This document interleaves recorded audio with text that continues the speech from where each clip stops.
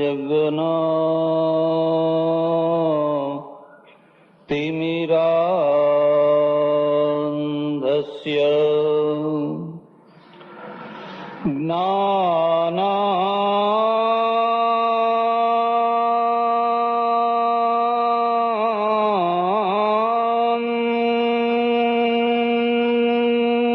જનશલાકયા ચક્ષુરુન્મીલિતં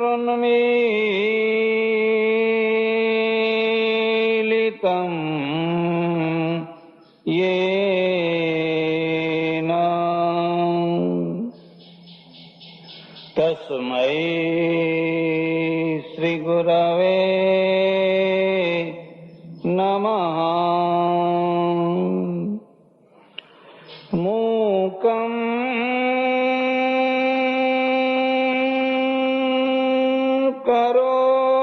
કરોતિ વાચાલં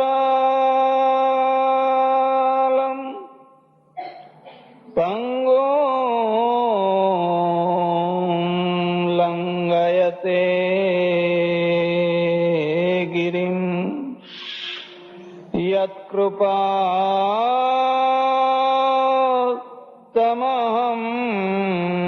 વંદે પરમાનંદ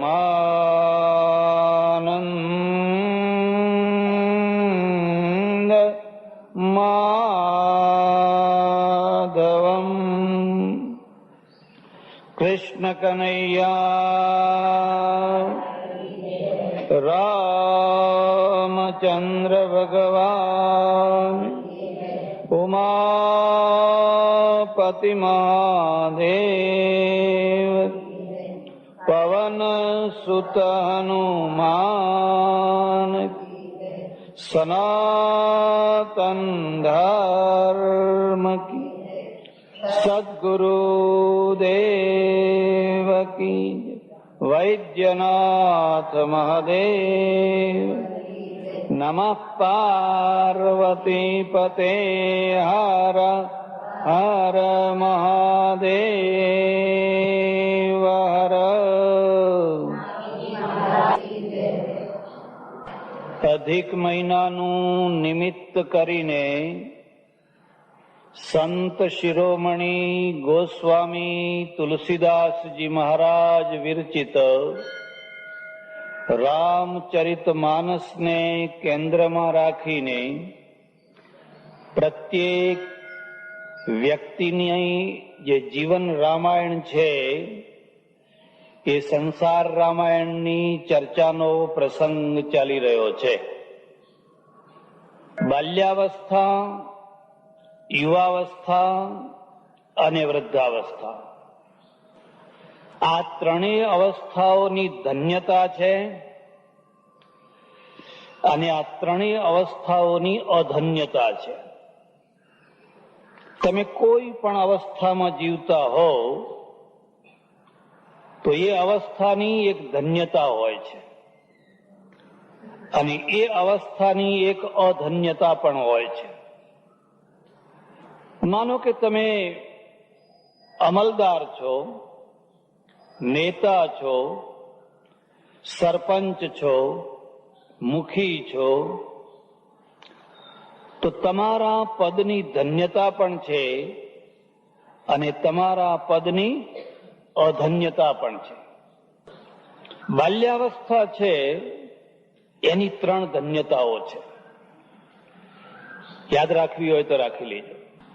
કોઈના બચપણને માપવું હોય તો એની ત્રણ ધન્યતાઓ યાદ રાખવાની. પહેલા એને વાલ ભરેલી માનો ખોળો મળ્યો છે, ભલે એ ભિખારણ હોય, પણ જો એને વાલ ભરેલી માનો ખોળો મળ્યો હોય તો એની બાલ્યાવસ્થા ધન્ય થઈ ગઈ. એને બધું મળ્યું હોય પણ વાલ ભરેલી માનો ખોળો ન મળ્યો હોય તો અધન્યતા. બીજી વાત, એ બાળકને બાલ્યાવસ્થામાં પૌષ્ટિક ખોરાક મળે છે, એનું શરીર ત્યારે વિકાસ કરતું હોય છે. એના હાડકાં, એનું માંસ, એના સ્નાયુ. એટલે બાળકને બહુ ભૂખ લાગે, આખો દિવસ ખાખા કરે. તો એને પૌષ્ટિક ખોરાક મળે છે. જો એને પૌષ્ટિક ખોરાક મળતો હોય તો એની બાલ્યાવસ્થા ધન્ય થઈ ગઈ. ત્રીજી વાત, એને સારા સંસ્કાર મળે છે. સંસ્કાર બાલ્યાવસ્થામાં જ નાખી શકાય, પછી પાકા ઘડે કઈ કાંઠા ચડે. એક બીજી વાત પણ યાદ રાખજો, માં છે ને એ સંસ્કાર નાખે અને બાપ બુદ્ધિ આપે. માં બુદ્ધિ ના આપે તો કઈ નહીં, પણ માં સંસ્કાર આપે. બાપ સંસ્કાર ના આપી શકે કે બાપની પાસે છોકરું ઓછું રહે. બાપ બુદ્ધિ આપે. આ ત્રણ વસ્તુઓ જેને મળી હોય એની બાલ્યાવસ્થા ધન્ય થઈ જાય. રામને ત્રણેય મળ્યા, ચારે ભાઈઓને આ ત્રણેય વસ્તુઓ મળી. કૌશલ્યા જેવી માનો ખોળો છે, બાપની આંગળી છે. બેયનો ભેદ સમજજો. બાપ ગયો તો આંગળી ગઈ અને માં ગઈ તો ખોળો ગયો. આંગળી વિના ચાલી શકે, પણ બાળકને ખોળા વિના ચાલી શકે. માં ગઈ. એટલા માટે એક બીજી વાત પણ યાદ રાખજો, સ્ત્રીનો ખોળો ભરાય છે, પુરુષનો ખોળો ભરાતો. એ ખોળો કેમ ભરાય છે? હવે તારે વાલ ભરવાનું છે. એટલે માનું પહેલું લક્ષણ છે વાલ ભરેલી માં, જેના ખોળામાં વાલ હોય. છોકરું રડતું, દુઃખી થયેલું, આમ તેમ અથડાતું કૂટાતું, માના ખોળામાં આવે એટલે જંપી જાય. બે ટપલીઓ આમ ધીરે ધીરે મારે, એને એવી ઊંઘ આવી જાય, એને એવી ઊંઘ આવી જાય, એને એવી શાંતિ મળે, એવી શાંતિ કોઈ રાજાના મહેલમાં ના મળે. એટલી શાંતિ માના ખોળામાં મળે. કેટલીક માયો એવી હોય કે સવારથી સાંજ સુધી છોકરાને ધીબે રાખતી હોય. જેમ પેલી ધોબણો હોય ને, કપડા ધીબે ને, એમ ધીબા ધીબ. ઠીક છે, એકાદ વાર કઈ ટપલી હોય તો જરૂરી છે, બહુ એ પણ જરૂરી છે, પણ સવારથી સાંજ સુધી એમાં જો તમે એને કહેવા જાઓ કે છોડાવવા જાઓ તો ડબલ ધીબે પછી. એટલે એને કહેવાય નહીં, એને છોડાવાય નહીં. એ માં થવાને લાયક. જેની પાસે વાલ ભરેલો ખોળો નથી એ માં થવાને લાયક નથી. એ પહેલી વાત છે. અને એટલે આપણે ત્યાં જે આખું સંસ્કૃતિ છે, એ સંસ્કૃતિ આ રીતે છે, બધાના ઉપકાર વાળી શકાય, પણ માનો ઉપકાર વાળી શકાય. માં છે ને એ તો લાગણી છે, ઉર્મી છે, ભાવના છે, વાલ છે, પ્રેમ છે. એ બધું જતું કરે, પણ પોતાના બાળકને જતું કરે. કુદરતે એના અંદર વાલ ભર્યો છે, પ્રેમ ભર્યો છે. એટલે આપણે ત્યાં પહેલું લખ્યું માતૃદેવો ભવ, પિતૃદેવો ભવ, પછી પિતૃદેવો, અતિથિ દેવો ભવ, આચાર્ય દેવો ભવ. માના અંદર વાલ છે, પણ પોષણયુક્ત આહાર નથી. ગરીબાઈ છે, દરિદ્રતા છે. હવે તો ઘણું સારું થયું. પહેલા એટલું દુઃખ, એટલી ગરીબાઈ, એટલી ગરીબાઈ, એટલી ગરીબાઈ. 2 પૈસે શેર દૂધ, પણ કોઈ શેર દૂધ ખરીદી શકે?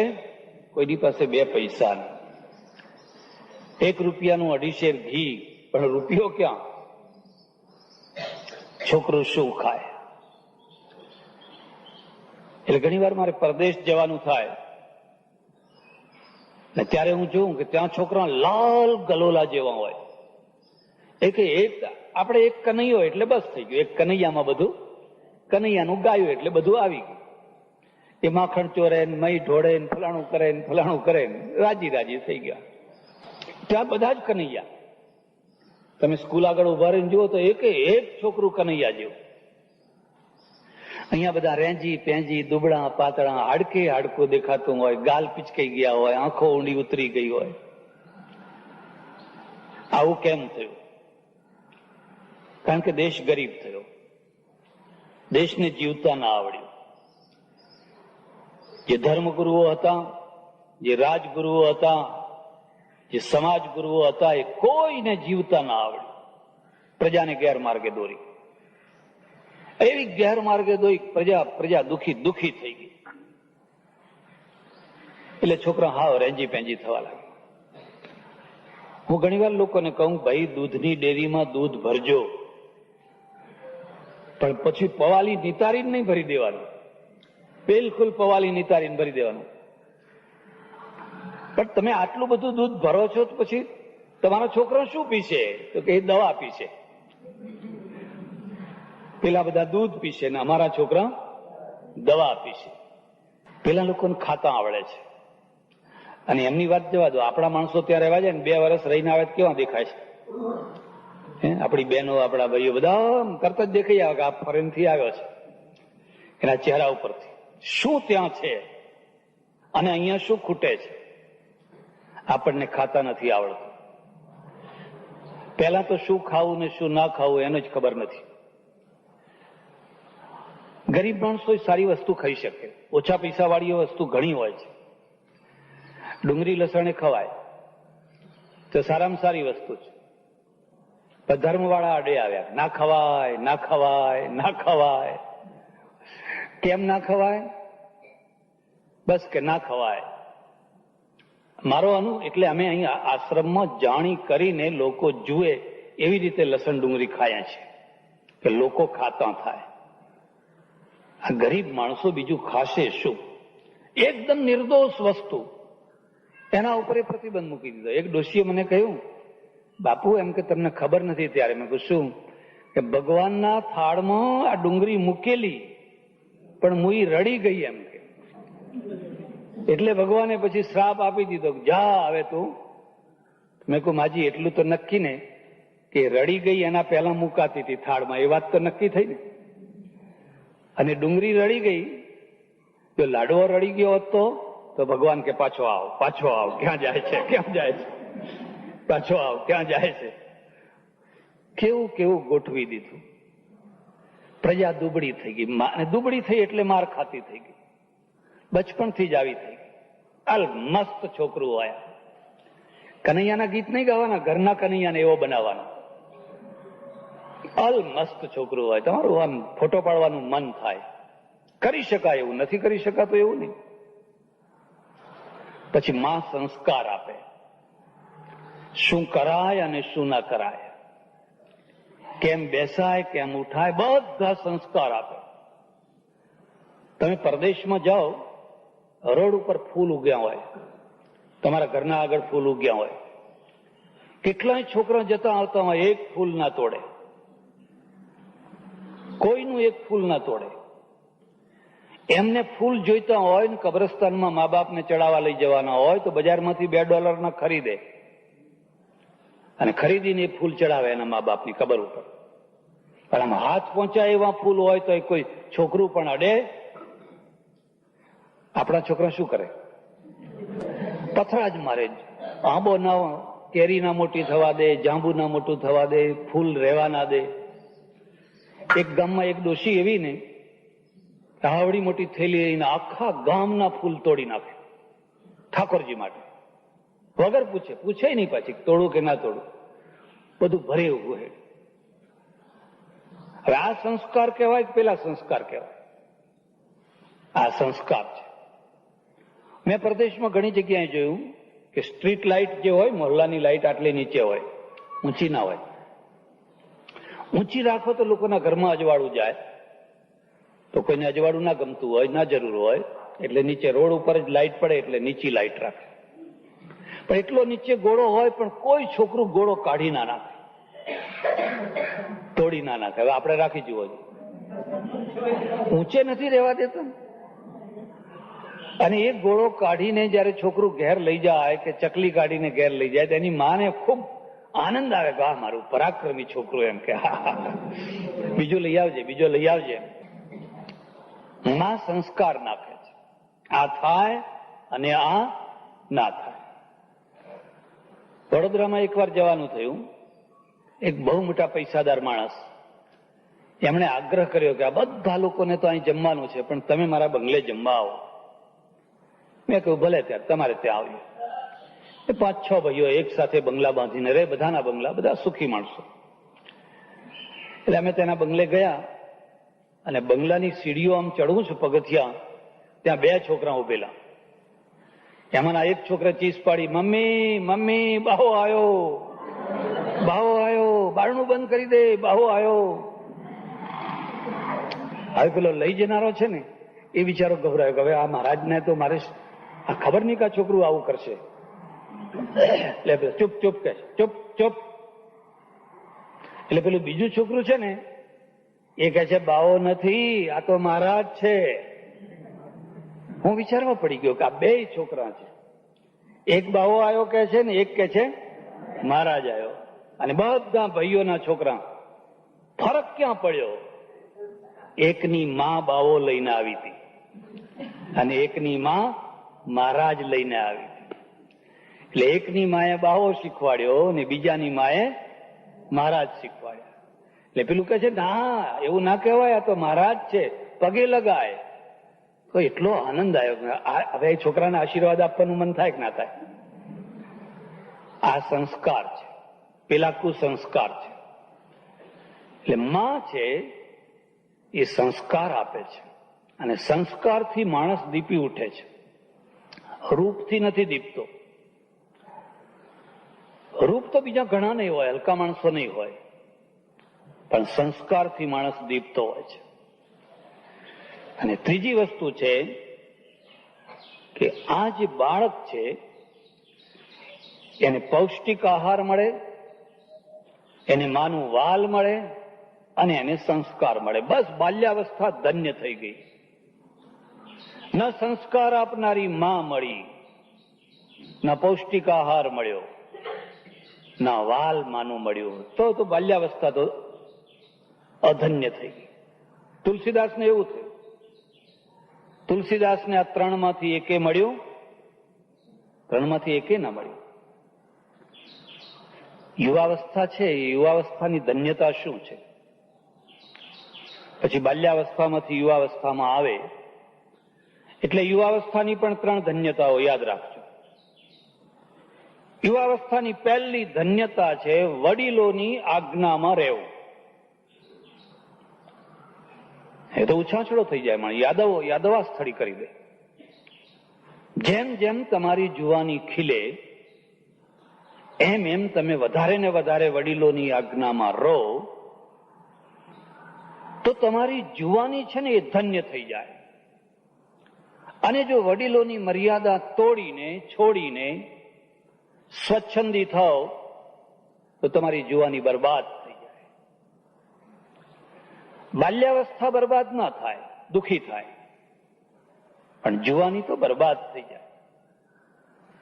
આ વડીલો એટલે ચાણક્યને લખવું પડ્યું છે. જ્યારે યુવાવસ્થા બેસે તો એને હંમેશા કવચમાં રહેવાનું. કવચનો અર્થ થાય છે 2 પડની વચ્ચે રાખવામાં આવે. કવચાય હુમ એમ તમે ગીતાનો પાઠ કરો તેમાં આવે. 2 બાજુ બે નક્કર વસ્તુઓ મૂકો અને વચ્ચે જે સાચવવાની વસ્તુ છે એને વચ્ચે મૂકો. સંપુટ કહેવાય. એના ઉપર કોઈ લાત મારે, કોઈ ઠોકર મારે તો એ વચ્ચેની વસ્તુને જલ્દી ઘા વાગશે. વડીલોની મર્યાદા જે છે, વડીલોની આજ્ઞા છે, એ કવચ છે. અને વડીલોના વિરુદ્ધ જાય, સ્વચ્છંદી થાય તો એની જુવાની બરબાદ થાય. એક બીજી વાત યાદ રાખજો, પુરુષની જુવાની બરબાદ થાય તો એને બહુ ખોવાનું ના હોય, એને બહુ વાંધો ના આવે. પણ જો સ્ત્રીની જુવાની બરબાદ થાય તો એને ફરી હતી એ જગ્યા મળી શકે? એ તો એક જ વાર લૂંટાતી હોય છે, રોજ રોજ નથી લૂંટાતી હોતી. પેલાને બહુ વાંધો ના આવે. એટલે પુરુષ કરતા સ્ત્રીને વધારે સાચવવી પડે, અને એટલે પુરુષ કરતા કન્યા હોય એ કન્યાને વધારે સચવાઈને રહેવું પડે. આ છોકરા બધા રખડે છે, તમે કેમ ના રખડીએ? છોકરા રખડે છે, પણ છોકરાની વાત જુદી છે, તારી વાત જુદી છે. આખી જિંદગી પછી દુખી દુખી થઈ જઈશ, કોડીની થઈ જઈશ, ટકાની થઈ જઈશ.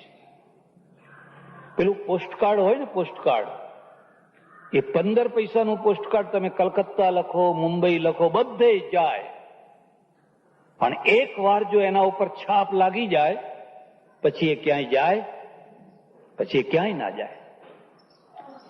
કન્યાનું એવું છે. જુવાનીમાં આવેલી કન્યા જો એના ઉપર એક વાર કોઈ ખોટી છાપ લાગી ગઈ, કલંક લાગી ગયું, પછી નકામી, પછી ક્યાંય ના જાય, પછી કદી ઊંચું જીવન ના મેળવી શકે. અને એટલા માટે એને મા બાપના કવચમાં રહેવું જોઈએ. એ કવચ છે, એ ગુલામી નથી, એ રક્ષણ છે. હા, પછી એની ઉંમર થાય પછી બરાબર છે, એનું રક્ષણ છે.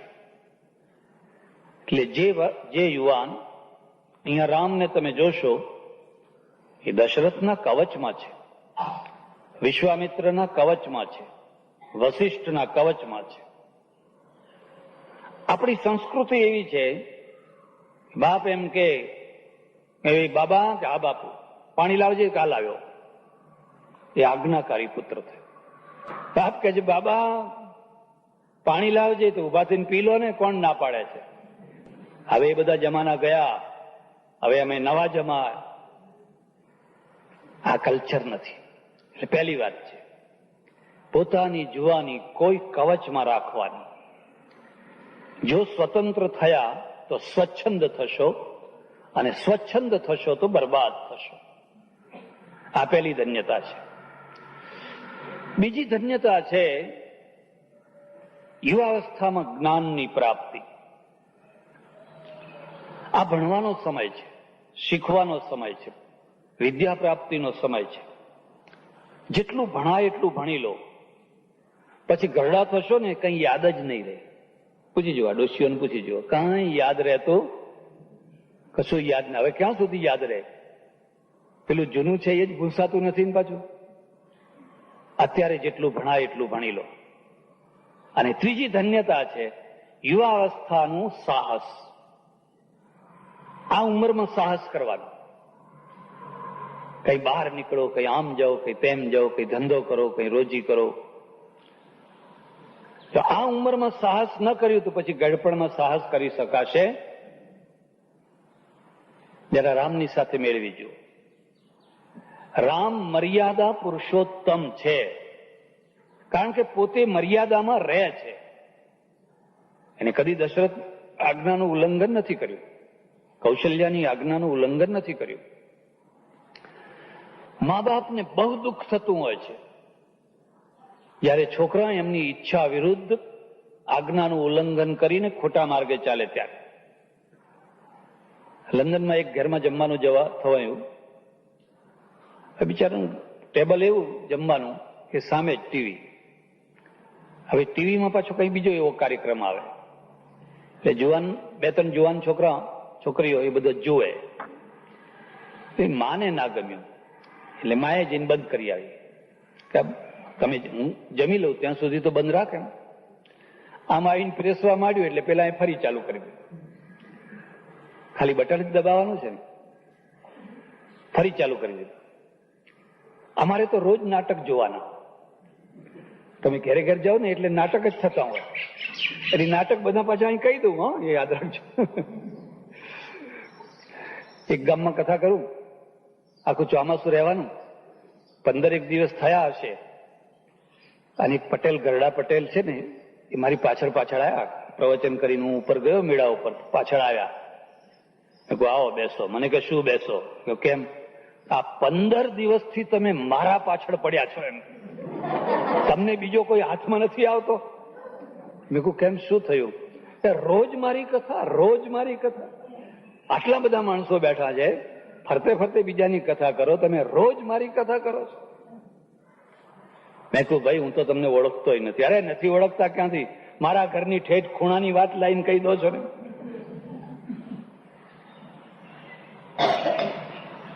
વક્તા કોઈને દાઢમાં રાખીને ના બોલે, બોલાય જ નહીં, પણ એવું જનરલ બોલે કે તમને ઘટતું જ આવે, અને તમને ઘટતું ના આવે તો સાંભળીએ શા કામનું. તમને ઘટતું જ આવે, તમને એમ જ થાય કે આ મારી જ કથા છે. એટલે ફરી ચાલુ કરી દીધું. આપણે તો નીચું ગાલીને જમવા માંડ્યા. એટલે પેલી ડોશીને જરા રીસ ચડી તો ફરી જઈને બંધ કરી આવી. એ આવી નથી ત્યાં ફરી એને ચાલુ કરી દીધું. મેં કહ્યું હવે આમના ઘરમાં ઝઘડો ના થાય તો સારું. મેં માજીને કહ્યું માં એમને જોવા દો, કઈ વાંધો નથી, મને કઈ વાંધો નથી, એમ ન જોવાય, આપણે આપણું કામ કરવાના છે. મને કે બાપજી આ પૈસાના લોભે ઇંગ્લેન્ડમાં આવ્યા, પૈસા મળ્યા એ ખરા પણ છોકરા ખોઈ દીધા. છોકરા બધા હવે છોકરા અમારા નથી રહ્યા. તો બે વાતો છે, પૈસો લો ને છોકરા ખો. અને પૈસા અને છોકરા બે સાચવવા હોય તો પછી અહીંથી પોટકા માંગો. યુવાવસ્થા છે એની ધન્યતા મર્યાદા છે. માણસ જયારે પૂર શક્તિમાં હોય ને ત્યારે જેટલો કંટ્રોલમાં હોય એટલો જ વધારે શક્તિનો સદુપયોગ કરી શકે. તમે આખા રામના જીવનમાં જોજો, કોઈ જગ્યાએ બેફામ નથી બન્યા. બોલવામાં નહીં, ચાલવામાં નહીં, વર્તવામાં નહીં. દરેક જગ્યાએ એક મર્યાદા રાખે છે. કે બીજું એ ધન્યતા સાહસ છે. વિદ્યા ભણ્યા બે ધન્યતા, અને ત્રીજી ધન્યતા છે એ સાહસ છે. હવે તમે ઘરમાં અને ઘરમાં પૂરાઈ રહ્યા, બહાર નીકળ્યા જ નહીં, કઈ કર્યું જ નહીં. એકે એક પ્રવૃત્તિમાં દોષ દેખાય છે. આમ કરો ને, અરે પણ આમ કરીએ તો આમ થાય. એક પણ પ્રવૃત્તિ નથી કરી શકતા. એની યુવાવસ્થા એળે જવાની, વ્યર્થ જવાની. એ ડાયો માણસ હશે, શાણો હશે, એના ઉપર કોઈ આંગળી નહીં ચીંધતું હોય, બધું બરાબર છે, પણ મેં તો મારે નહીં કે મેં તો ભણાવે નહીં. એની યુવાવસ્થામાંથી કઈ નિષ્પન્ન નહીં થવાનું. રામની યુવાવસ્થામાં સાહસ આવ્યું. વિશ્વામિત્ર આયા, ચાલો અમારી સાથે. રામ કે અમે તૈયાર છીએ, બસ પિતાજીની આજ્ઞા થાય એટલી વાર છે. પણ તો જંગલ છે, રાક્ષસો છે, રાક્ષસીઓ છે, એના વચ્ચે જીવવાનું છે. કે જીવશું, જાણી કરીને યાહોમ કરીને વિપત્તિમાં ઝુકાવી દે, એને સાહસ કહેવાય. આ ત્રણ વૃત્તિઓ. વૃદ્ધાવસ્થા છે ત્યારે વૃદ્ધાવસ્થામાં એક જ ધન્યતા છે, યાદ રાખવી હોય તો રાખી લેજો. વૃદ્ધાવસ્થાની એક જ ધન્યતા છે, અને એ છે સમજણ કેળવવી, સ્વભાવ સુધારવો, સમજણ કેળવવી. તમે યુવા અવસ્થામાં ગમે તે કર્યું, બાલ્યાવસ્થામાં ગમે તે કર્યું, જે કર્યું એ, પણ હવે આથમતો સૂર્ય થયો. 5 વાગ્યાનો સૂર્ય છે, 5:30 થશે, 6 થશે, 7 થશે. હવે પેલી યુવાવસ્થાની જે તમારી મગરૂરી છે એ ચાલી શકે. હવે સ્વભાવ સુધારો. અને સ્વભાવ શું સુધારવાનો? ઘરમાં નવા માણસો આવ્યા, તે પારકા ઘરથી આવ્યા. પાછા પારકા ઘરથી જ આવ્યા ને, વહુ બધી ક્યાંથી આવે? જાત જાતના સ્વભાવ વાળી, જાત જાતના લક્ષણો વાળી. હવે આ ડોસો છે ને પેલાની માફક ગર્જના કરવા જાય તે ઘરમાં આવે, ચાલે? જો બહુ ગર્જના કરશો તો કોઈ ઘરડા ઘરમાં જવું પડશે. માટે ચૂપ થઈને રહો, શાંતિથી રહો. અને સ્વભાવ શું સુધારવાનો? કે વહુઓના વખાણ કરવાના. અમારે શંકરભાઈ પાસેથી શીખવાનું. પેલા શંકરભાઈ આવે છે ને, એમને બધી બહુ કળા આવડે. એ ત્યાં જાય એટલે મને કહે, ચાહે શું તો આ તમારી પાસે. અમારે આશ્રમમાં તો રોજ શીરો ખવડાવે, રોજ જ્યુસ પીવડાવે, રોજ કેટલું આમ કરે, આમ. એટલે પેલી બહુ કે આપણે કરો, ત્યારે આપણે કરો. એમને બધી કળા આવડે, કામ લેતા આવડે. એક બીજી વાત યાદ રાખજો, રૂઆબ કરીને હાકોટા કરીને, તોછડાઈ કરીને, તિરસ્કાર કરીને કોઈની પાસેથી લાંબો ટાઈમ કામ લઈ શકાય? નોકરની પાસે ન લઈ શકાય. તમારે મેળ કરવો જ પડે અને તમારે ઝૂકવાનું છે. પેલા ઝૂકવાના, એમનો તો 10 વાગ્યાનો સૂર્ય છે, 11 વાગ્યાનો સૂર્ય છે, તમારો 5 વાગ્યાનો સૂર્ય છે. એટલે આથમતા સૂર્યની સ્વીકૃતિ થઈ જાય, ભાન આવી જાય, ખ્યાલ આવી જાય કે ભાઈ હવે આપણે ઢળતો સૂર્ય છે.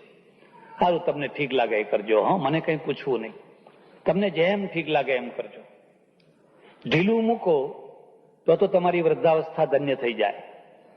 પણ જેમ ઢળતા જાઓ એમ વધારે કડક થતા જાઓ તો તમારી ધન્ય વૃદ્ધાવસ્થા છે એ અધન્ય થઈ જાય.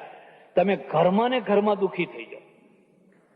મારા ઓળખીતા એક સજ્જન છે, બહુ પૈસાદાર, બહુ સુખી, છોકરોય સારો, વહુએ સારી, બધાય સારા, પણ પેલાને વાત વાતમાં પૂછવાની ટેવ નહીં.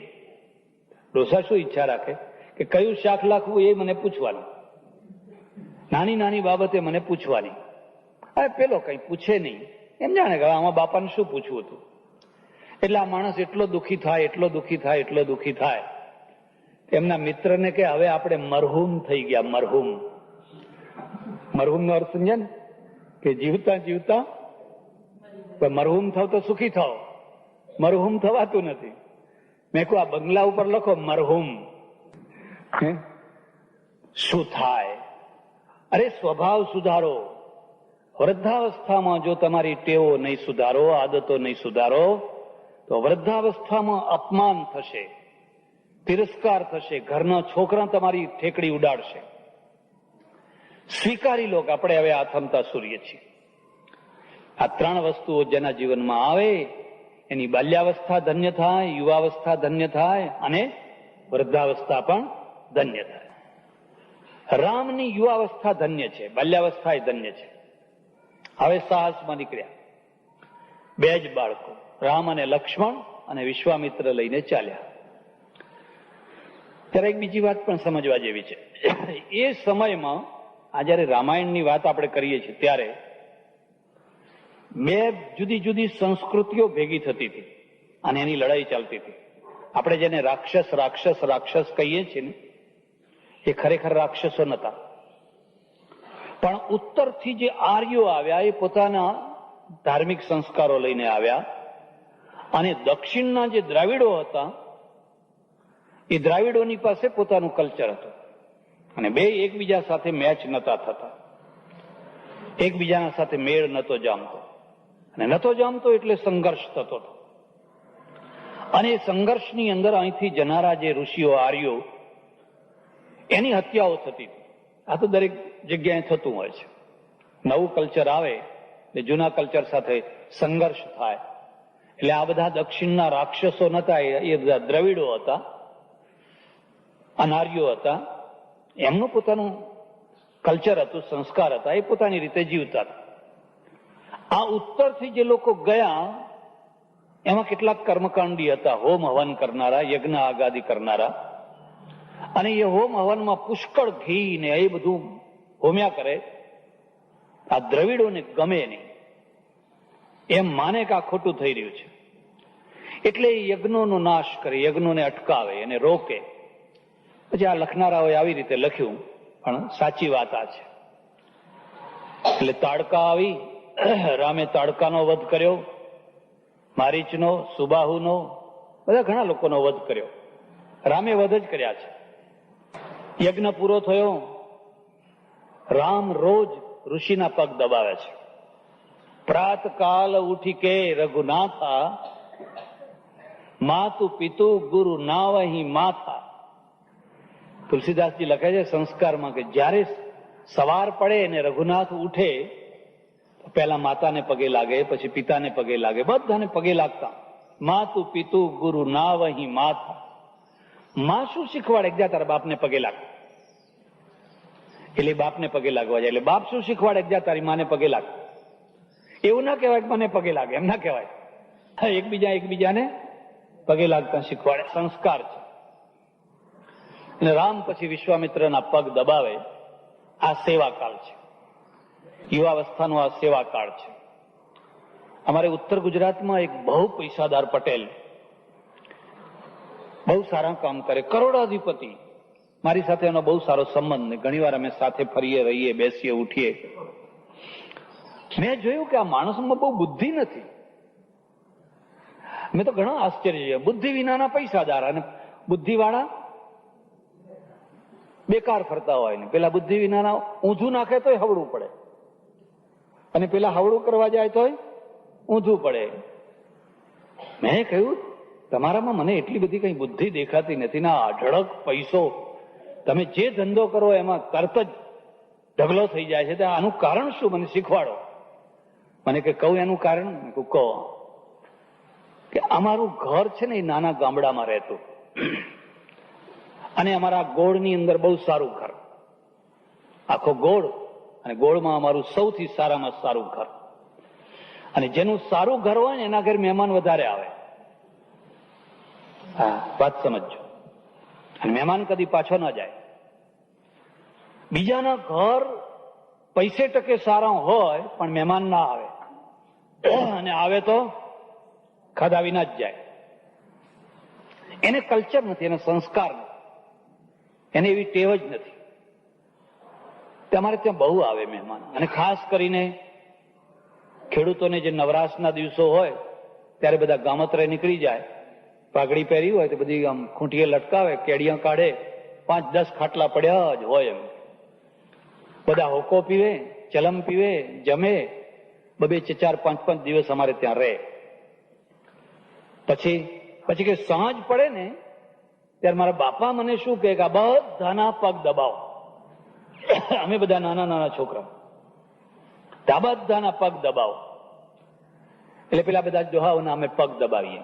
અડાયો થઈ હોય ને આમ નખેથી બધી અડાયો ખોતરીએ. તો પેલા આંખ મીચીને એવા પડ્યા રહે ને, કોઈ એમ ના કે બસ હવે જાઓ એમ કે જ નહીં. અમે બધા થાકી જઈએ પણ પેલા પડ્યા હોય કે હા હા હા. તો બાપુ મને કે એ ડોહાઓ અંદરથી એમની આંતરડી ઠરતી ને, અને એ આશીર્વાદ નીકળ્યો ને કે ભલું થાવ, ભલું થાવ, ભલું થાવ, આ એના પૈસા છે, મારી બુદ્ધિના પૈસા. ઓહો, કેટલી સાચી વાત કે છે, કેટલી સારી વાત કે છે. અમે કે બહુ પગ દબાવ્યા, 4-5 ઘરના છોકરા બધા લાગી જઈએ, ખૂબ દબાવીએ, અને પેલા ડોહાઓ બહુ ખુશ થાય.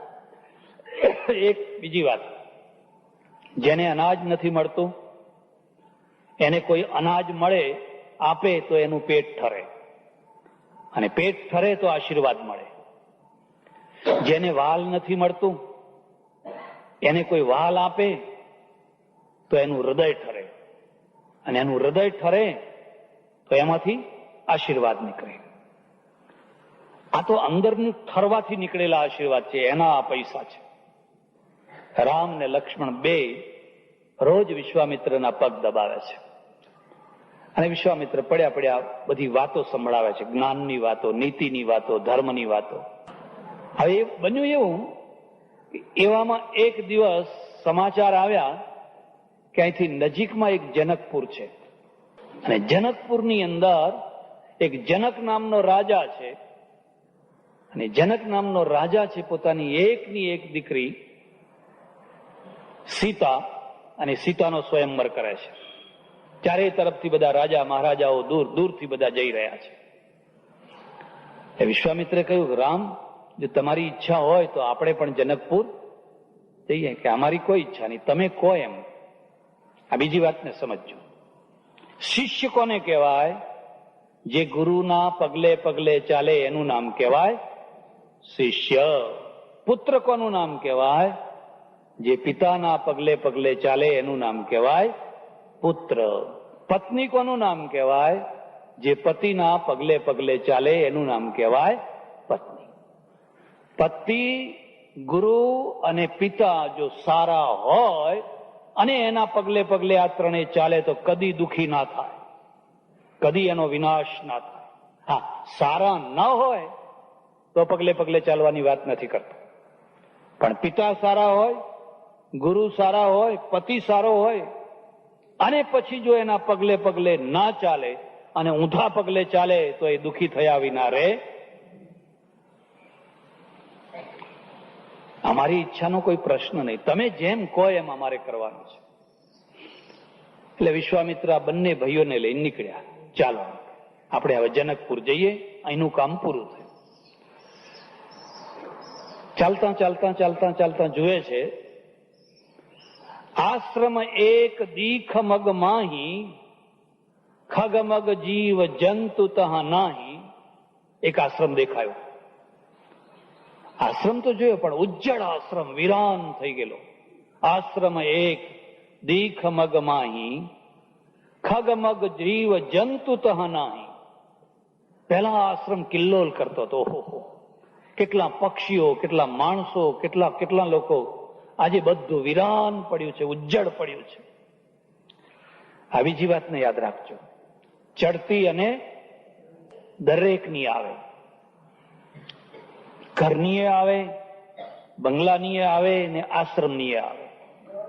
ગાંધીજીનો આશ્રમ જોઈ આવજો, સાબરમતી આશ્રમ, વર્ધા આશ્રમ, વિનોબાનો પવનાર આશ્રમ. ઉજ્જડ પડ્યો છે.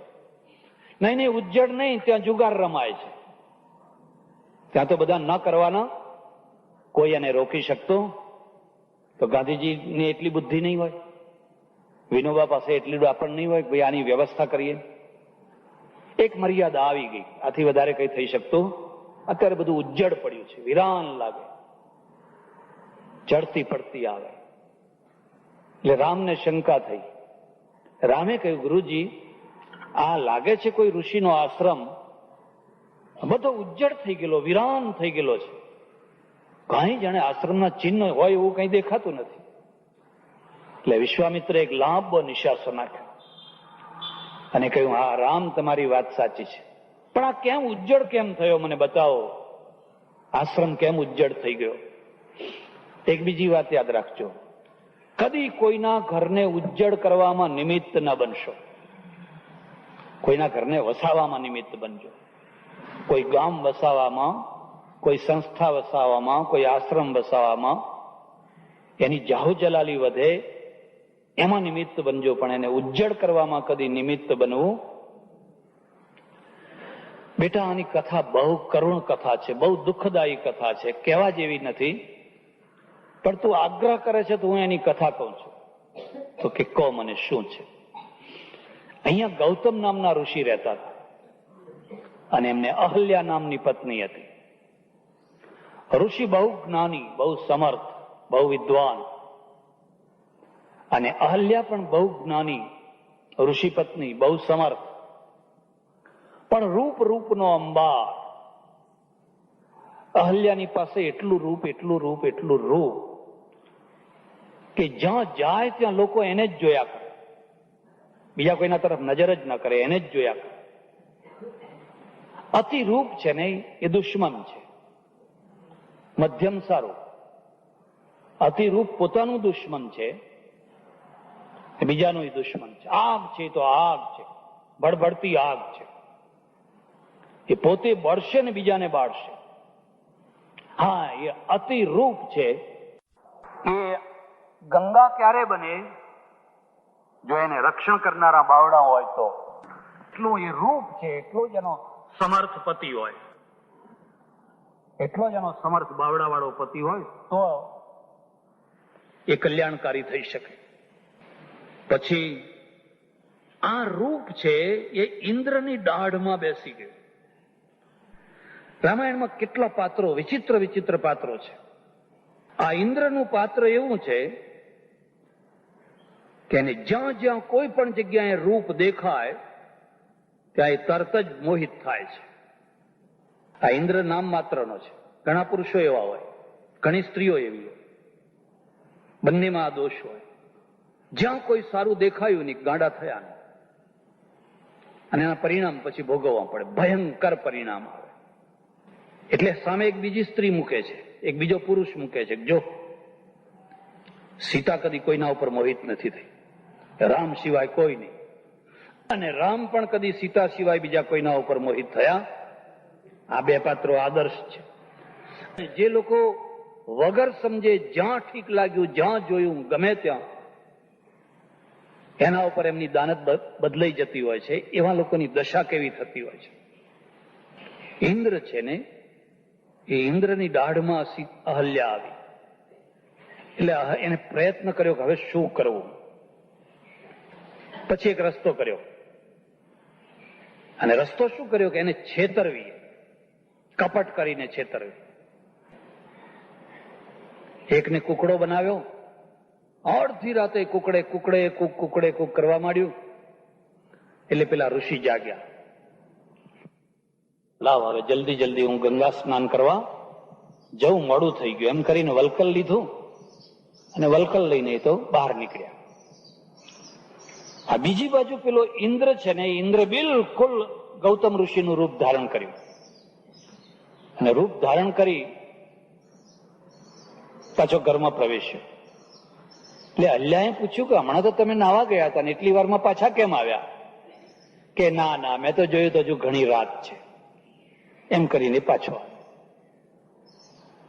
અને પછી જે થવાનું હતું એ, આ પેલી બાજુ ગૌતમ ઋષિ જ્યાં ગંગા કિનારે પહોંચ્યા તો ગંગામાંથી છોડો ઉછરી રહી છે.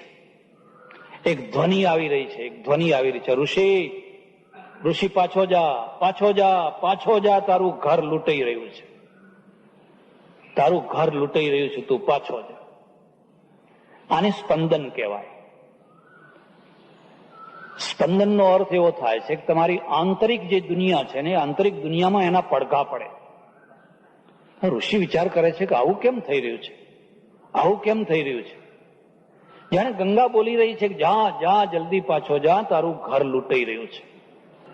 એટલે આ તો જલ્દી જલ્દી નાયા વિના જ પાછા આવ્યા, અને પાછા આવીને બારણું ખખડાવ્યું, અવાજ કર્યો. અહલ્યા મુશ્કેલીમાં મૂકી ગઈ. તો આ ઋષિ કયા અને આ ઋષિ કયા, હવે શું કરવું? તો બહુ ગભરાઈ ગઈ.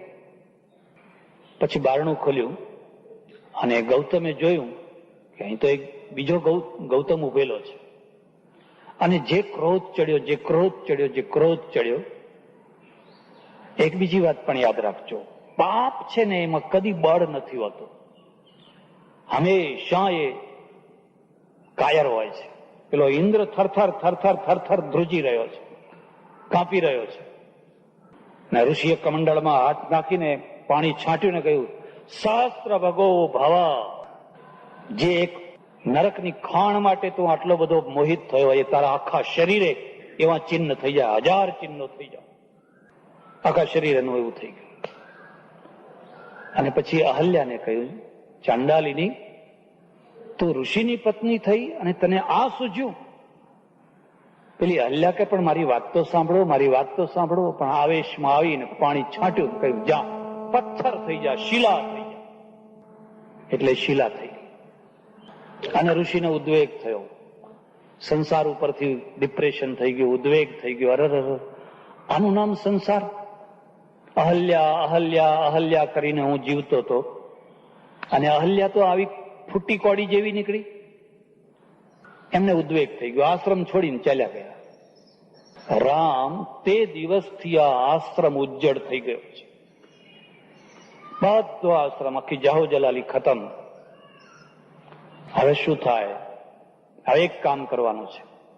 જયારે ગૌતમ ઋષિને જયારે કળ વળી અને અહલ્યાએ બધી વાત કહી, ત્યારે એમણે કહ્યું, જો મેં તને શ્રાપ તો આપ્યો, પણ કોઈ ટાઈમે અહીંથી રામ નીકળશે, અને રામના ચરણની ધૂળ તારા માથા ઉપર પડશે, તે દિવસે તારો પુનરુદ્ધાર.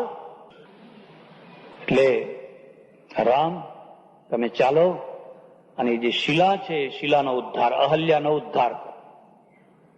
આ અહલ્યાના ઉદ્ધારની કથા છે. રામ ગયા, ચરણની રજ ઉપર પડી અને પેલી આળસ મરડીને બેઠી થઈ.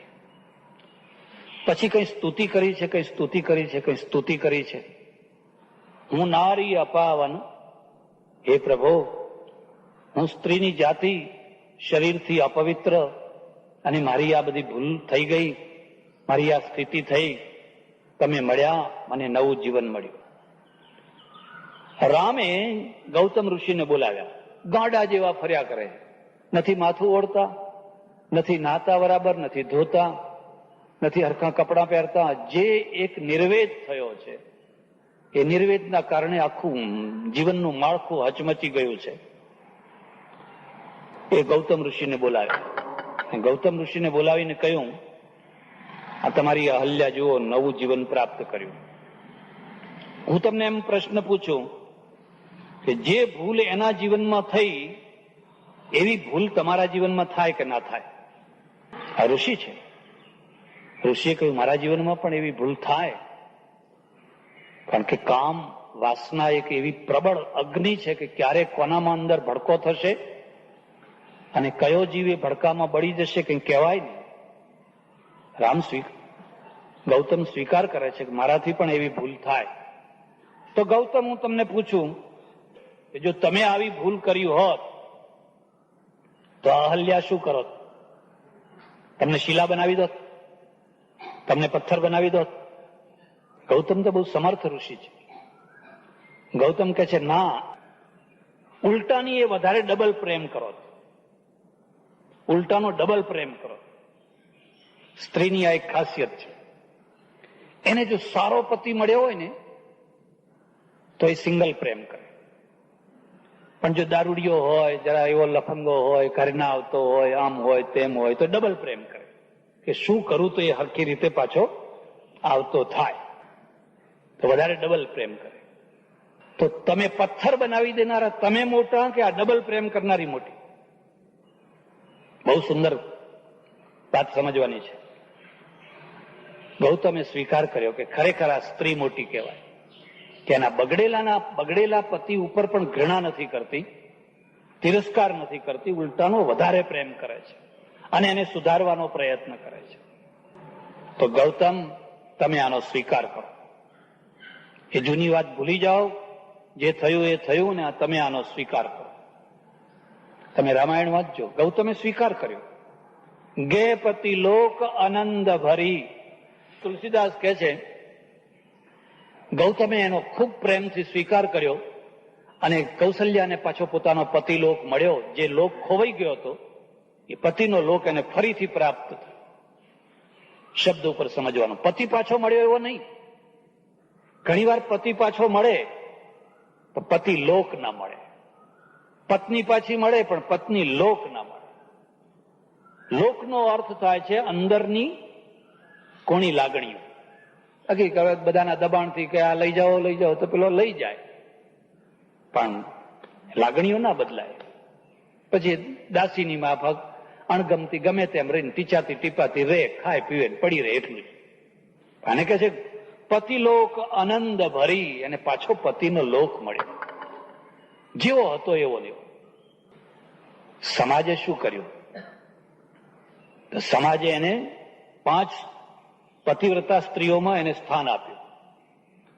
અહલ્યા, સીતા, તારા, મંદોદરી, 5 દ્રૌપદી, 5 સતીઓ આપણે કહીએ. એમાં સૌથી પહેલા અહલ્યાને સ્થાન આપ્યું. આમાંથી 2 વાત શીખવાની છે. જાણતા અજાણતા ભૂલ થઈ જાય, કોઈના છળ કપટમાં ભૂલ થઈ જાય કે બીજી કોઈ રીતે કોઈ ભૂલ થઈ જાય તો એ ક્ષમાને પાત્ર છે, તિરસ્કારને પાત્ર નથી. એ ક્ષમાને પાત્ર છે. શિલા થવું, પથ્થર થવું એટલે ખરેખર પથ્થર નહીં થવાનું. એમ નહીં કોઈ પથ્થરો થઈને પડી દે એવું નહીં. પણ શિલા થવું કે પથ્થર થવું એનો અર્થ છે કે જે સમાજમાં, જે ગામમાં, જે જગ્યામાં તમે મહાન થઈને પૂજાતા હોવ અને પછી એકાદ એવી કોઈ કલંક કથા આવી જાય, પથરા જેવું જીવન થઈ જાય. સમાજથી ફેંકાઈ જવું, કુટુંબથી ફેંકાઈ જવું, પોતાના માણસોથી ફેંકાઈ જવું, એનું નામ જ પથરો, પથ્થર જેવું જીવન થઈ ગયું.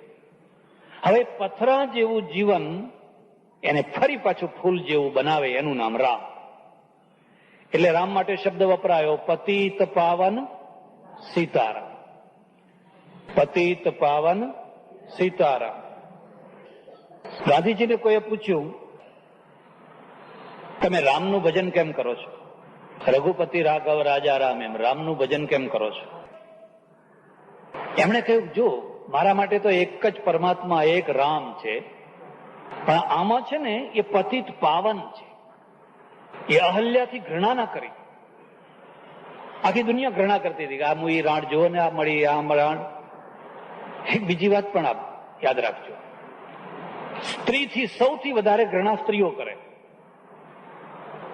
સ્ત્રીને હલકી સ્ત્રીઓ બનાવે, એ ઓછી હલકી હોય તો એ વધારે કરે.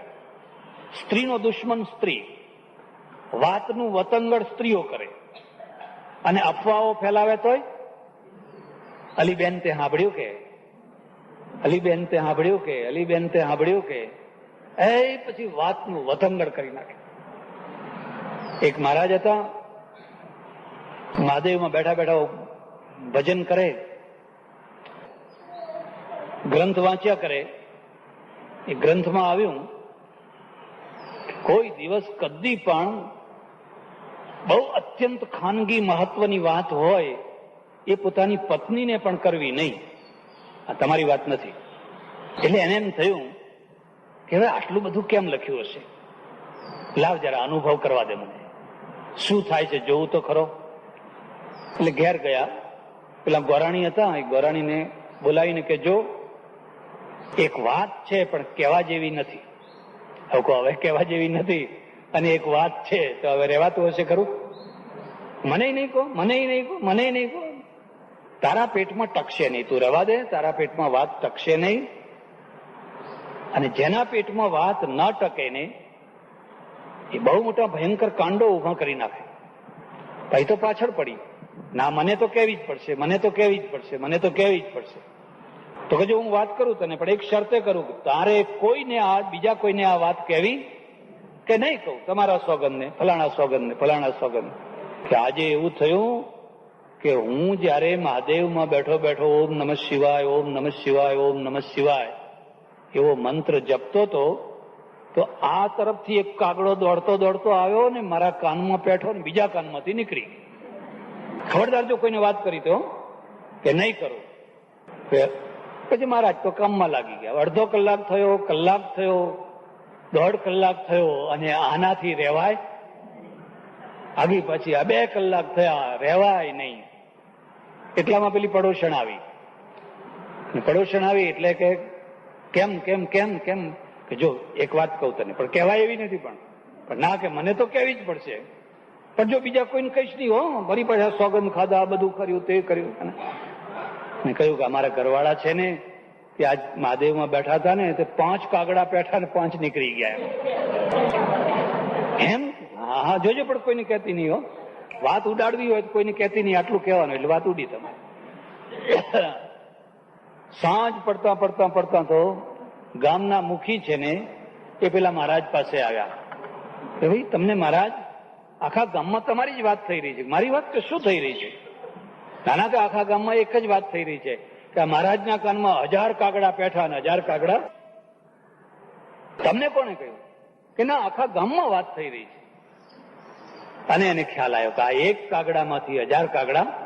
હજુ તો આ પહેલો દિવસ છે, ખબર નહીં આગળ કેટલા કાગડા થશે. એટલે વાત છે ને એ વાતને પચાવે તો એ અમૃત થઈ જાય, અને ન પચાવે તો ઝેર થઈ જાય. એટલે રામ છે એ ગૌતમને કહે છે, ગૌતમ આ જે અહલ્યા છે એ અહલ્યાએ જે ભૂલ કરી અથવા એનાથી ભૂલ થઈ અથવા એ છળ કપટનો હેતુ બની, પણ હવે તું એનો ઉદ્ધાર કર, હવે તું એનો સ્વીકાર કર. ગૌતમે સ્વીકાર કર્યો. ગૌતમ જ્ઞાની ઋષિ છે, ડાયો માણસ છે, એટલે એનો સ્વીકાર કર્યો. એટલે આ ઉપરથી બીજી વાત યાદ રાખજો, સ્ત્રી છે ને એને હંમેશા કોઈને કોઈ રક્ષણમાં રહેવું જોઈએ. રક્ષણમાં ના રહેનારને બહુ પસ્તાવવું પડતું હોય છે. તમારે જોવું હોય તો જોજો. 4 પ્રકારના ઘર જોવાના. એક ઘર એવું હોય કે જેમાં છેલ્લો નિર્ણય પુરુષ લેતો હોય, પુરુષના હાથમાં નિર્ણય હોય, અને બધા ઘરવાળા માનતા હોય, એની આજ્ઞા પ્રમાણે, એના નિર્ણય પ્રમાણે ચાલતા હોય.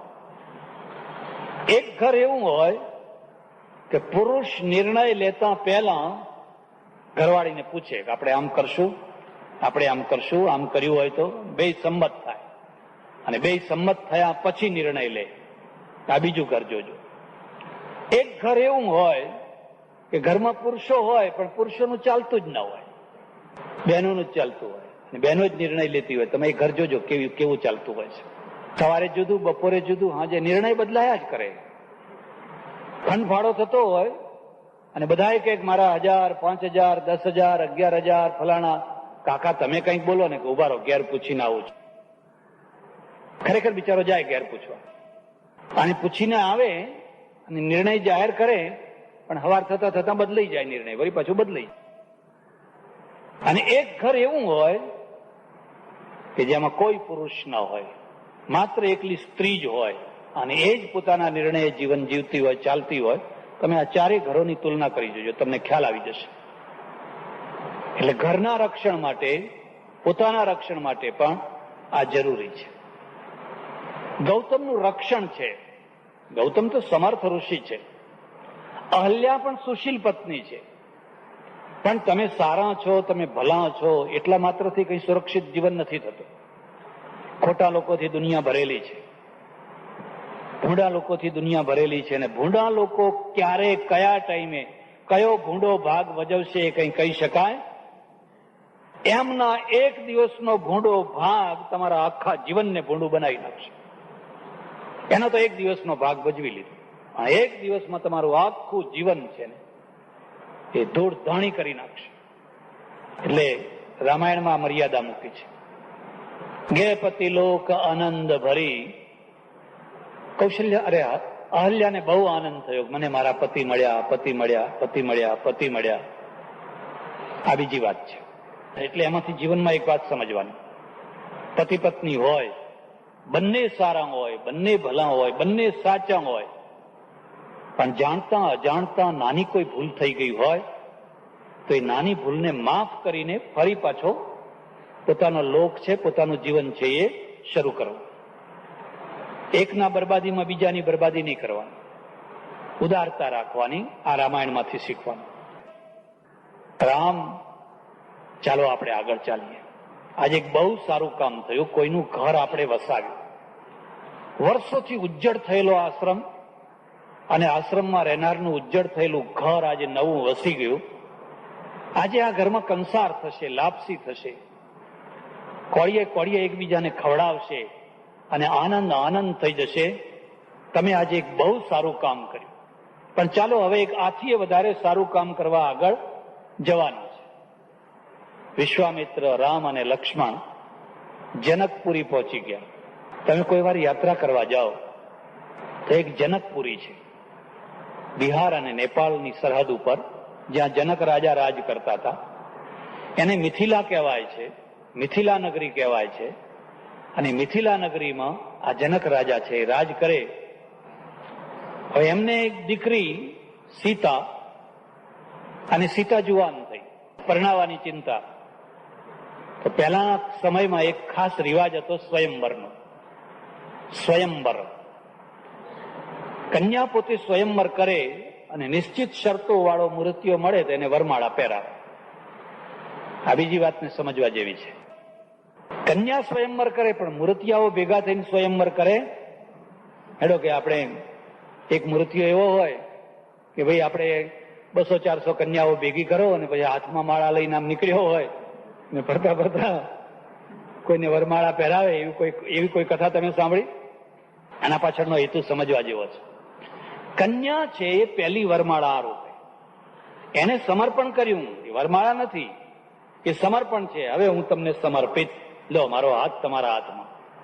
હવે તમારે જ્યાં લઈ જવી હોય, જે કરવું હોય, હવે બધું જીવન તમને સમર્પિત. આ હેતુ છે. કે જનકે વિચાર કર્યો કે મારી સીતા હું કોને પરણાવું? બહુ મૂર્તિયા જોયા પણ ક્યાંય મન ઠર્યું નહીં, ક્યાંય મન લાગ્યું નહીં. આ એક બીજી વાતને યાદ રાખજો, અત્યંત રૂપાળી કન્યા અને બહુ ભણેલી કન્યાને જલ્દી ઠેકાણે પાડવી બહુ કઠિન. એના બાપની તો દશા જ બેસી જાય. હવે આટલું બધું ભણેલી અહીં છોકરું તે કે પાસ થતું નથી, રિઝલ્ટ તો આવતા નથી. હવે આ મૂર્તિયા લાવવા ક્યાંથી? બહારના ગોળમાં અપાતી નથી. આટલું બધું ભણેલી કન્યાને નાખવી ક્યાં? એક આટલી બધી રૂપાળી કન્યા છે. હવે એ રૂપાળી કન્યાના સામે 16 આની નહીં તો 12 આની તો હોવા જોઈએ ને, 12 આની નહીં તો 8 આની તો હોવા જોઈએ ને, તો કોઈ 2 આનીનું ઠેકાણું નથી. હવે આ કન્યાને કરવું શું?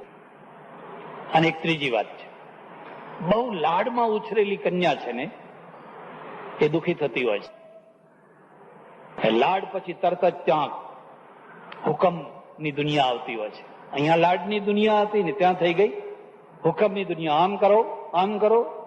તારી માએ નથી શીખવાડ્યું, તારા બાપે નથી શીખવાડ્યું, આખી દુનિયા જ બદલાઈ ગઈ. હવે તો બહુ દુઃખી થશે. એટલે હું તમને ખાસ કહું છું, કન્યાની પાસે ખૂબ કામ કરાવવાનું, એમાં દયા નહીં રાખવાની. વાસણ ઘસાવાના, કચરો કઢાવવાના, પોતા કરાવવાના, રસોઈ કરાવવાની, ખૂબ કામ કરાવવાનું, વાલ અંદરથી રાખવાનું. અને જો કશું કામ ના કરાયું અને હાથ ઉપર હાથ રાખ્યા અને પછી ખૂબ સોને મઢીને મોકલી, એ રોતી કકડતી પાછી આવશે. રોતી કકડતી. કારણ કે સામેવાળું ઘર કેવું હશે કઈ કહેવાય.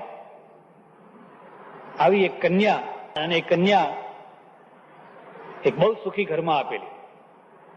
હવે સુખી ઘરવાળો જે એનો મૂર્તિઓ ને, એ તો બિચારો પાછો જજ, મોટો કાયદાનો મોટો ને મોટો ઓફિસર જજ. આ કન્યાને પરણાવી જજ સમજીને. એટલે પેલો માણસ બહુ સારો, ભલો માણસ. એને કે તને શું રસોઈ આવડે છે, તને શું આવડે છે, તને શું આવડે છે, તું ચિંતા ના કરીશ. કદાચ તને ના આવડતી હોય તો હું તને પુસ્તક લાવી આપું. તે પુસ્તકમાંથી જોઈ જોઈને તારે શીખવું. એમ પેલું આવડું જાડું એક પુસ્તક આવે છે, બધી વાનગીઓ બનાવવાની. એક દિવસ પૂછ્યું, તને કઢી કરતા આવડે છે? કે હાવ. હજુ એમ કે ને નથી આવડતી તો નિકાલ આવે, પણ નથી આવડતી એવું કહેવાય કેવી રીતે? તો કે સારું, હું જરા બજારમાં જઉં છું, કામ કરીને આવું, ત્યાં સુધી તું કઢી બળી બનાવીને તૈયાર રાખજે. આ વકીલ બિચારો, જજ નહીં વકીલ. તો કે સારું. એટલે એને જલ્દી જલ્દી આમ પેલી ચોપડી કાઢી, કઢી કઢી કઢી કઢી કઢી કરતી કઢી જોયું. અમને આમ દહીં લાવવાનું, ચણાનો લોટ નાખવાનો, આમ કરવાનું, તેમ કરવાનું, પછી આમ વઘારવાની, આમ હલાવવાની, બધું શીખી લીધું. કઢી કરી તો ખરી, પણ લોટ વધારે ન થઈ ગયો ને, એટલે થઈ ગયું રબડા જેવું થઈ ગયું. ફદફદ ફદફદ ફદફદ થઈને રબડા જેવું થઈ ગયું. એટલે ગભરાણી, હમણાં પેલા આવી જશે ને કઢી માગશે. એટલે એને શું કર્યું કે જલ્દી જલ્દી કઢી હતી ને એ બારીમાંથી આમ છાલક મારીને ફેંકી દીધી. એમના આવતા પહેલા બધું તપેલી ઘસીને બધું પાછું. બરાબર એ જ ટાઈમે પેલો એની કોર્ટનો જજ નીકળેલો ને જજના નવા ડ્રેસ ઉપર જઈને કઢી પડી. બે જજ ભલો માણસ કે આ તો ફલાણા વકીલનું ઘર છે, હશે કંઈક નાખ્યું હશે. એટલે ઘેર પાછો ગયો, કપડાં બદલીને પાછો ગયો. એટલામાં તો એના ઘરવાળો આવ્યો. કઢી તૈયાર થઈ? તમે કેવા છો? આજ બુધવાર છે ને બુધવારના દિવસે કઢી ના ખવાય. એમ કેવું કેવું બાનું કરી લીધું. ત્રિયા ચરિત્રમ એટલે શાસ્ત્રકારોને લખવું પડ્યું. તમને ખબર છે બુધવારના દિવસે કોઈ દાડો કઢી ના ખવાય. એટલે મેં ઉતાવળમાં બટાકાનું શાક કર્યું છે. પેલો બિચારો ભલો નહીં ખવાતી હોય, કારણ કે આ ડોશી શાસ્ત્ર પાછા જુદા હોય ને. સારું ત્યારે લાય શાક ને ખાવું. એ શાક ને રોટલી ને જે કઈ હતું એ ખાઈને ગયા. એ પેલા જજે કહ્યું, કેમ સાહેબ તમારે ત્યાં શું રસોઈ થઈ હતી? કે કેમ? કે ના હું તો ખાલી પૂછું છું શું થઈ હતી એમ, બીજું કઈ નહીં. એમ કે તમારા ઘરવાળાને એટલું કહેજો કે બારીમાંથી કોઈ ચીજ નાખે તો કોઈ આવતા જતા માણસને જોઈને નાખે, એમને એમ ના નાખે. કે શું શું થયેલું? અરે કે જુઓ મારો આખો ડ્રેસ છે ને કઢી કઢી કરી નાખેલો. એમ કે આખા ડ્રેસ ઉપર કઢી નાખી દીધેલી. એટલે પેલો સમજી ગયો. ઘેર આવીને એને પૂછ્યું કે સાચું બોલતે કઢી કરેલી? એમ તો કે આ કરેલી પણ બગડી ગયેલી. તો બગડી ગઈ એની ચિંતા નહીં, તારી માએ તને કઢી કરતા તો ના શીખવાડ્યું, પણ નાખતા ના શીખવાડ્યું. એ કેવી રીતે નાખવી એ તો શીખવાડવું જોઈએ ને, એટલું તારી માએ તને શીખવાડ્યું. હવે એ છોકરી સુખી થાય કે દુઃખી થાય? અહીંયા લાડ ભોગવે ને ત્યાં હુકમ ભોગવે, પછી દુઃખી થાય. અને હુકમમાં ના રહે એટલે પછી શું કે મારે જુદું થવું છે, મારે જુદું થવું છે. પછી આ બધામાંથી છૂટે. જનકને એક કન્યા. આપણે તો એક બીજી વાત પણ લખી છે, પુત્રીતિ જાતા મહતી ચિંતા કસ્મૈ પ્રદેતિ મહાન વિતર્ક દત્વા સુખમ પ્રાપ્સ્યતિ વા ન વેત્તિ. ઘરમાં દીકરીનો જન્મ થયો. નહીં, દીકરીનો જન્મ ના થયો. મહતી ચિંતા, એક ચિંતાનો જન્મ થયો. એ જન્મી ત્યારથી ચિંતા. હવે શું કરશું, હવે શું કરશું, હવે શું કરશું? કસ્મૈ પ્રદેતિ મહાન વિતર્ક. કોને આપવી, કોને આપવી? કેવો મૃત્યુ? સોના જેવો હોય ને અંદરથી પિત્તળ નીકળે, કઈ કહેવાય નહીં. દેવ જેવો હોય ને કસાઈ નીકળે. મા બાપને ફડક ફડક ફડક થયા કરતું. પણ હવે એ તો કઈ ઘરમાં તો રાખી શકાય નહીં. ગમે એમ હોય, વાલી હોય તો અંતે કોઈ પારકા ઘરનું છે માણસ. એ તો દત્વા સુખમ પ્રાપ્સ્યતિ વા ન વેતી. હવે કોઈને બહુ ઉમળકાથી બહુ જમણવાર કરીને કોઈને પરણાવી અને માગ્યું એટલું આપ્યું, જે માગ્યું એ આપ્યું, પણ એ સુખ ભોગવશે કે નહીં, સુખ મળશે કે નહીં. પુત્રીતિ નામ મહતી ચિંતા. એટલે બહુ કષ્ટ, બહુ ચિંતાઓ. જનકને ચિંતા છે કે શું કરશું, શું કરશું, શું કરશું. એમ કરો એમ કે આપણે સ્વયંવર કરો, કોઈને કોઈ સારો મૃત્યુ અહીં આવી જશે, અને સારો મૃત્યુ આવશે તો સીતાજીને આપણે પરણાવી દઈશું. એટલે દેશ વિદેશમાં ચારે તરફ એને કંકોત્રીઓ મોકલી છે ને. કંકોત્રીઓના કારણે બધા કેટલાય રાજકુમારો ભેગા થયા છે અને રાજકુમારોના ઉતારા આપ્યા છે. વિશ્વામિત્રનો ઉતારો પણ ગામથી, જનકપુરથી થોડે દૂર એક બગીચામાં આપ્યો છે. વિશ્વામિત્ર વિચાર કરે છે કે આ બંને દીકરાઓ આવ્યા છે, એમને જોવાની ઈચ્છા હોય. રામ, જાઓ તમે બંને જનકપુર જોઈ આવો, જનકપુર જોઈ આવો. આ બીજી વાતને યાદ રાખજો, કોઈના ઉપર, છોકરાઓ ઉપર ઘડપણને થોપશો નહીં. તમે ભલે 80 વર્ષના રહ્યા, પણ એમને 80 વર્ષના ના બનાવી દેશો. ઘડપણને થોપવાનો અર્થ તમે સમજ્યા? બહુ કઠોર નિયંત્રણ રાખે. પિક્ચર નહીં જોવાના, આમ હસવાનું નહીં, આમ બારીએ નહીં જોવાનું, આમ નહીં જવાનું, આમ વાત નહીં કરવાની. એકદમ એના ઉપર 18-20 વર્ષના છોકરા છોકરીઓ ઉપર એકદમ 80 વર્ષનું ઘડપણ થોપી દેવામાં આવે તો શું થાય? પછી એ છોકરા જયારે છટકે ને ત્યારે બગડે. દક્ષિણ ગુજરાતમાં એક આશ્રમ છે, બધા વિદ્યાર્થીઓને રાખે છે. પિક્ચર જોવાની એકદમ મનાઈ, બિલકુલ પિક્ચર નહીં જોવાનું. પછી છોકરા જયારે વેકેશનમાં જાય ને તો વેકેશનમાં કોણ વધુમાં વધુ પિક્ચર જોઈ લે છે એની સ્પર્ધા ચાલે. આ 20 દિવસમાં જેટલા જોવાય એટલા, પછી તો ત્યાં જોવાનું મળશે. તો વરંડો કૂદીને જાય, આમ કરીને જાય, તેમ કરીને જાય. આ કઠોર નિયંત્રણો છે. અરે એ યુવાવસ્થામાં જીવે છે, એના ઉપર વૃદ્ધાવસ્થા ના થોપી દો, એને એની રીતે જીવવા દો. હા, નીતિસર કાયદેસર જીવતા હોય એવી રીતે જીવતા. મોટા ભાગે તમારે જોવા હોય તો જોજો કોના છોકરા બગડતા હોય છે.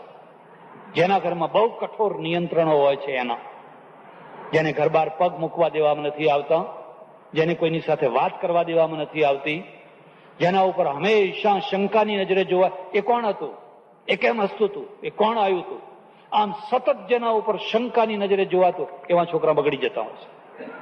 પછી મા બાપના રહેતા નથી હોતા. એટલે અમારે નીતિકારને લખવું પડ્યું, પ્રાપ્તે 16 વર્ષે પુત્રમ મિત્ર વદાચરે. એ 16 વર્ષનો થાય એટલે એને છોકરોની મિત્ર સમજવાનો, પછી એની મર્યાદા પ્રમાણે એને છૂટ આપવાની. એટલે વિશ્વામિત્ર કહે છે, જો હજુ ઘણો સમય છે અને તમે એક કામ કરો કે જઈને આખું જનકપુર જોઈ આવો, જુઓ રાજાની નગરી તો કેવી છે, જોઈ આવો તમે. લક્ષ્મણનું નિમિત્ત કરી અને રામ અને લક્ષ્મણ બંને જનકપુર જોવા નીકળ્યા. તુલસીદાસ વર્ણન કરે છે કે જે ગલીમાં જાય ને ત્યાં બધા માણસો ભેગા થઈ જાય, હા, આ કોણ આવ્યું છે, આ કોણ આવ્યું છે, આ કોણ આવ્યું છે, આ કોણ આવ્યું છે.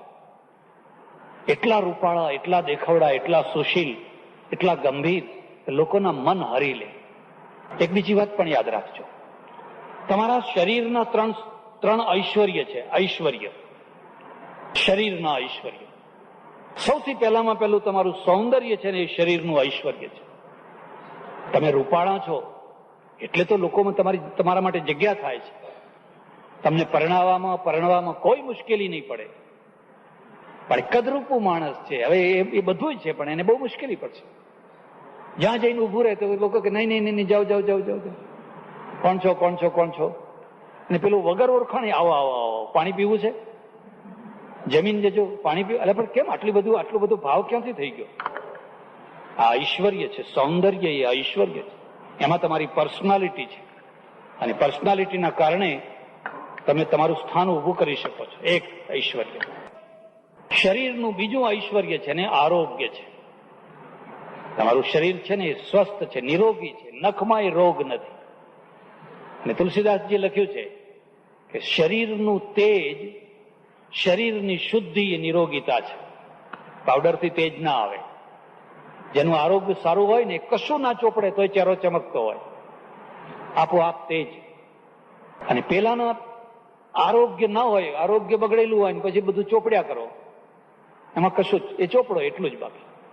બીનું તેજ કી રૂપ ગોસાઈ, તો બીનું તનું તેજ કી રૂપ ગોસાઈ. તમારું આરોગ્ય અંદરથી એક તેજ ઉભું કરે. તમારા ચહેરા ભલે ને કાળો ચહેરો હોય પણ ચમક ચમક ચમક ચમક થતો હોય. તમે સાઉથ ઇન્ડિયામાં જાઓ, કેરાલા જાઓ, તમિલનાડુ જાઓ, લોકો જરા કાળા રંગના હોય પણ બહુ તેજસ્વી હોય ના ચહેરા, એ આરોગ્ય ચમકતું હોય. હવે આરોગ્ય બગાડી નાખ્યું છે, આરોગ્ય બગડી ગયું છે, એટલે ચામડી સૂકી થઈ ગઈ છે, લુખ્ખી થઈ ગઈ છે, એમાંથી કોઈ તેજ નથી, કોઈ ચમક નથી, ફિક્કી લાગે છે. એટલે ભલે ને દોડી હોય તો ખરાબ લાગે. આ બીજું ઐશ્વર્ય છે. અને ત્રીજું ઐશ્વર્ય છે કંઠ, ગળું. તમને ગળું મળ્યું, તમને કંઠ મળ્યો. કયા પુરુષાર્થથી, કઈ મહેનતથી મળ્યો? કોઈ પુરુષાર્થથી નથી મળતું આ બધું, આ તો કુદરત આપે છે. ઘણા એવા હોય, ગર્દભસેનના ભાઈ હોય, જાણો છો ને, બિલકુલ ગળું ના હોય, ના હોય પણ માઇક ના છોડે. પછી ભાઈ જે ગાતું હોય એને ગાવા દે, એને જામવા દે. તારું ભજન જામતું નથી, તું ગઈ નથી શકતો. અને જે ગાતું હોય એને જામવા દે, એને બધું વ્યવસ્થિત ગાતા આવડતું હોય. તો હવે નથી ગાતા આવડતું એ વધારે ગાવા માંગે. પણ પહેલા તું જો તારી પાસે કંઠ નથી, તાર ઘરમાં જઈને એકલા એકલા ગાવું હોય તો ગાજે. આ ત્રણ ઐશ્વર્ય છે, શરીરના ઐશ્વર્ય છે. રામની પાસે ત્રણેય ઐશ્વર્ય છે. રામનું શરીર સુંદર છે, રૂપ સુંદર છે, અને કંઠ પણ સુંદર છે, ગળું પણ સુંદર છે. આખું જનકપુર હેલે ચડ્યું છે. જ્યાં મુછાળ આવે ને મુછાળ થઈ રહ્યો છે. કોણ આવ્યું છે, કોણ આવ્યું છે, કોણ આવ્યું છે, કોણ આવ્યું છે. સ્ત્રીઓ છે ને ઝરોખામાંથી આમ ઝાંખી ઝાંખીને જુએ, જો જો જો જો જો, એટલે ટોળે વળી વળીના ઝરોખામાંથી બધી સ્ત્રીઓ જુએ છે. અને પછી અંદર અંદર વાત કરે છે કે કહો કે ના કહો, આપણે સીતાજીની ખરી જોડી આ છોકરો દેખાય છે. એમ ના કરો, એમ કે આપણે જઈને બધા જઈને જનકને કહીએ કે આ સ્વયંવર બંધ રાખો, કઈ આપણે શિવ ધનુષ ઉપાડવું નથી. આ જે છોકરો આવ્યો છે ને એ છોકરાના સાથે સીતાજીના સગપણ કરી નાખો. આ ખરી જોડી ભગવાને મેળવી છે. અને સ્વયંવરમાં તો કોઈ પહેલવાન જેવો માણસ હશે એ ધનુષ ઉપાડી જશે અને આ બિચારો ખરી જોડી તૂટી જશે.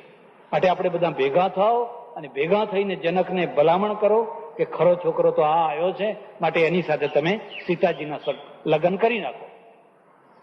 આપોઆપ આખા જનકપુરની અંદર એક અનુકૂળ વાતાવરણ ઉભું થઈ ગયું છે. બધે ફરી વાતાવરણ ઉભું કરી અને રામ પાછા આવ્યા, લક્ષ્મણ પાછા આવ્યા. બસ આખા જનકપુરમાં એક વાતાવરણ બહુ મહત્વનો ભાગ ભજવે છે. કોઈના સગપણ કરવા હોય, કોઈના લગ્ન કરવા હોય, એના પહેલા તમારા ઘરનું વાતાવરણ હોય, તમારા દીકરા દીકરીનું વાતાવરણ તો બહુ ભાગ ભજવે. અને વાતાવરણ બગાડનારે જઈને જો બગાડી નાખ્યું હોય તો બધું ધૂળ ધાણી.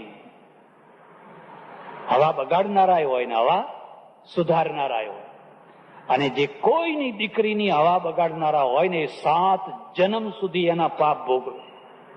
1 જન્મ સુધી નહીં પણ 7 જન્મ સુધી એના પાપ ભોગવે. તમે કેટલી દીકરીઓની હવા બગાડી અને કેટલાના ઘર બગાડ્યા, હવે ભોગવો એના પરિણામ. આવી અને રામ લક્ષ્મણ તો સાંજ પડી છે ને પાછા ગુરુજીના પગ દબાવે છે. અને ગુરુ બહુ પ્રસન્ન છે, અંદરથી આશીર્વાદ નીકળે છે, ભલું થાવ, ભલું થાવ, ભલું થાવ, જય હો, જય હો, જય હો. રામ કે છે ગુરુજી આપણે તો સ્વયંવરમાં આવ્યા છીએ ને. કે હા, તો સ્વયંવર તો કઈ દેખાતો નથી. તો કે બેટા એ આજ નહીં પણ કાલ થવાનો છે. હમણાં અત્યારે તો વિશ્રામ કરો, કાલે એ સ્વયંવર થવાનો. કૃષ્ણ કનૈયા રામચંદ્ર ભગવાન ઉમાપતિ મહાદેવ પવન સુત હનુમાન સનાતન ધર્મ સદગુરુદેવ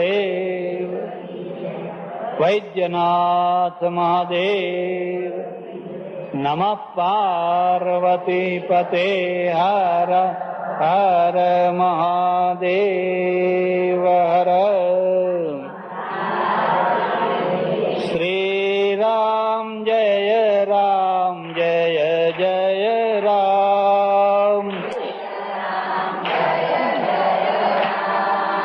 શ્રી રામ જય રામ જય જય રામ.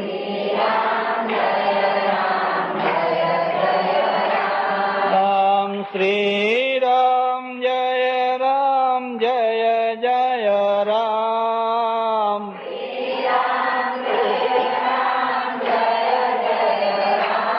રામ શ્રી રામ જય રામ જય જય રામ.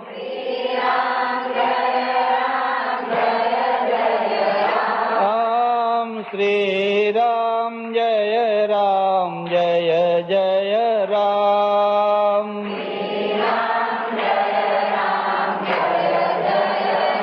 રામચંદ્ર દેવ કી જય.